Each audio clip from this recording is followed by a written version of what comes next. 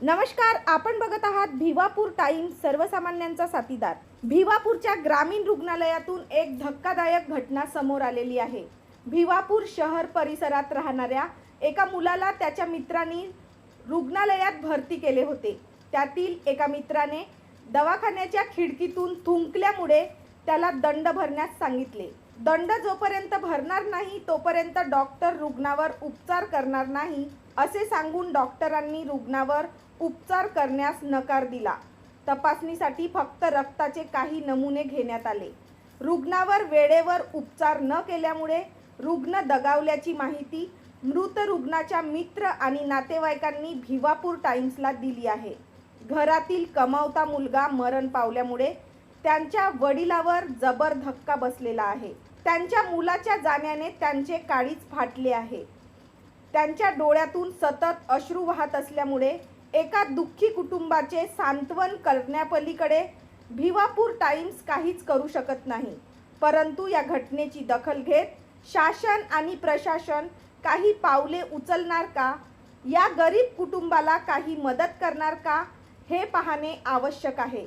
लोकांची सेवा करणार असे सांगणारे राजकीय नेते आणि लोकसेवेच्या परीक्षा पास करण्यासाठी आपल्या रक्ताचे पाणी करत असल्याची बतावणी मारणारे आणि लोकसेवा हेच एकमात्र ध्येय असल्याचे मुलाखतीत सांगणारे प्रशासकीय अधिकारी आणि संपूर्ण प्रशासकीय यंत्रणा या कुटुंबाला मदत करणार का, या कुटुंबाचे सांत्वन करणार का, असा प्रश्न भिवापूर टाइम्स उपस्थित करीत आहे। मृताच्या टाळूवरील लोणी खाऊन या घटनेचे राजकारण न करता या कुटुंबाला मदत करण्यात यावी, एवढीच भिवापूर टाइम्सच्या माध्यमातून लोकप्रतिनिधी आणि प्रशासकीय यंत्रणेला विनंती आहे। या घटनेसंदर्भात भिवापूर टाइम्सने ग्रामीण रुग्णालयाच्या डॉक्टरांशी संवाद साधण्याचा आणि त्यांची प्रतिक्रिया घेण्याचा प्रयत्न केला, मात्र त्यांनी प्रतिक्रिया देण्याचे नाकारले। आपण आता आहोत आशिष रामटेकेच्या घरी आणि इथे आपल्या सरकारी दवाखान्यामध्ये, भिवापूरच्या सरकारी दवाखान्यामध्ये आज 8:30 वाजता त्याला घेऊन गेले होते आणि चांगला तो चालत फिरतच गेला होता आणि 11:30 वाजता त्याला मृत घोषित केलं डॉक्टरांनी। तर काय नेमकं झालं आहे हे आपण आता जाणून घेणार आहोत। आशिषला ज्यांनी हॉस्पिटलमध्ये घेऊन गेले होते ते आपल्यासोबत आहेत। नाव सांगा, काय झालं होतं? 8:30 वाजता त्याला घेऊन गेलो दवाखान्यात। काय झालं होतं त्याला? उलट ओमेटिक होतं। 8:30 वाजता घेऊन गेलो दवाखान्यात। तिथे गेल्यानंतर किती फाडली आली आणि पेशंटला भरती केली। त्याच्यानंतर मनोज लोवारी जो आहे तो खिडकीच्या बाहेर पडला। तिचा गार्ड आणि डॉक्टर म्हणत होते का दंड भरा, 200 रुपये दंड भरा। दंड भरल्याशिवाय आम्ही कारवाई करू शकत नाही। त्यांनी त्याच्या खिशामध्ये 50 रुपये ते त्यांना दिले, त्यांनी ते ऐकायला तयार नाही। 1 घंटा ट्रीटमेंटला म्हणजे ट्रीटमेंटच नाही, आताच नाही लावला। पेशंट जेव्हा गेला तो बेडवर झोपला होता का? हो, त्याला बेडवर झोपवलं होतं। डॉक्टर त्याच्यापर्यंत गेलेच नाही का? पोहोचलेच नाही डॉक्टर। मग तुम्ही 8:30 वाजतापासून गेले, हो। मग त्याच्या जवळ कोण होता तेव्हा? त्याच्याजवळ मनोज लोवारे आणि मुन्ना वांटे। मग डॉक्टरांनी तुम्हाला केव्हा सांगितलं तो मृत्यू झाला बा, मरण पावला असं? तेव्हा मी हजर नव्हते, ते झोपत झाले होते। मग त्याचा इलाज केला होता का डॉक्टरांनी? डॉक्टरांनी 1 घंटा त्याचा इलाजच नाही केला, 1 तास। तो जसा पडून होता तसा झोपाया बेडवर। म्हणजे मृत घोषित जेव्हा केलं त्याच्या आधी इलाज झाला होता का? इलाज म्हणजे काही नाही, फक्त ब्लड टेस्टिंगसाठी पाठवलं होतं, ब्लड काढला होता, बस दुसरा काही नाही। त्याची ट्रीटमेंट याच्यासाठी नाही केली का जो आमच्यासोबत मुलगा होता मनोज लोवार, तो त्या खिडकीच्या बाहेर निघला। त्याला म्हणे तू 200 रुपये दंड भर। तो म्हणे माझ्याकडे पैसे नाही, 50 रुपये आहे, 50 रुपये देऊ शकतो। तर मी म्हणलं मग त्याला अंदर टाकून द्या, पण त्या पेशंटला पहिले ट्रीटमेंट करा। तर ते तसं नाही होत नाही। कोणते डॉक्टर होते तेव्हा तिथे? साहिल मेश्राम। तुम्ही होता का त्याच्यासोबत? हो, तुम्ही घेऊन गेले होते का त्याला दवाखान्यात? घेऊन गेले। डॉक्टरांनी इलाज केला का त्याचा? पहिले इलाज नाही केला, ते कंटिन्यू पकडले तो म्हणे 200 रुपये द्या, 50 रुपये 50 रुपये दिले।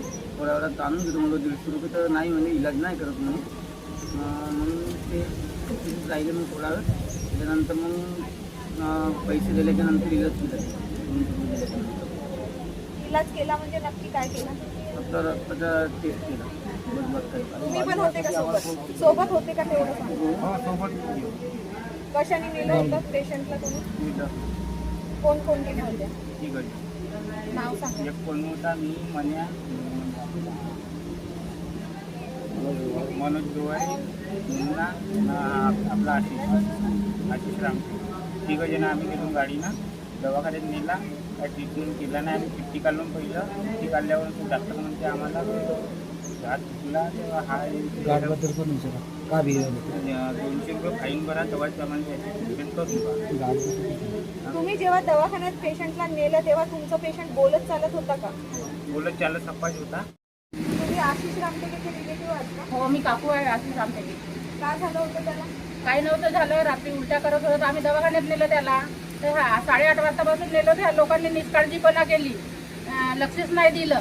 काहीच नाही केलं. कशामुळे मरण पावला असं सांगितलं डॉक्टरांनी? कशामुळे म्हणजे काही नाही. फक्त चांगलंच होतं. हिंसा फिरता फक्त उलट्या केल्या म्हणून आम्ही दवाखान्यात नेलं. सांगितलं अटॅकचं कारण सांगितलं त्यांनी.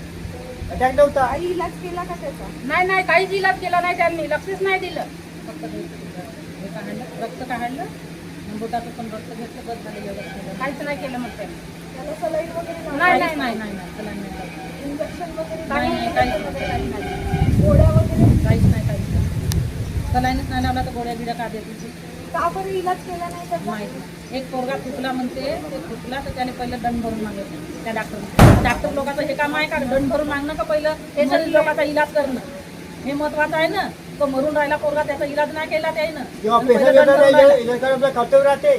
पहिला दंड भरून मागला तर दंड पहिला त्या पोराला पण मागितलं गेलं. तरी पण नाही. त्याला 200 रुपये दिले. त्याला पोलीस केस करतो म्हणे. असं म्हणलं. आम्ही पेशंटला हातच नाही लावला. म्हणलं मग ते पोलीस केस करा बा तुम्ही. मग त्याच्यावर काय केलंच नाही ते. काय झालं तुमच्या मुलाला?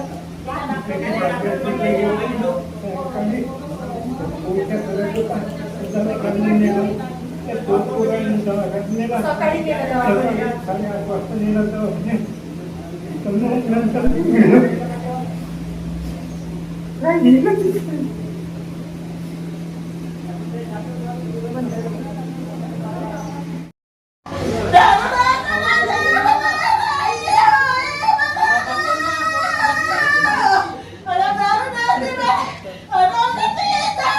तालुक्यातील महत्त्वाच्या माहितीसाठी आजच आपल्या चॅनलला सबस्क्राईब करा. धन्यवाद.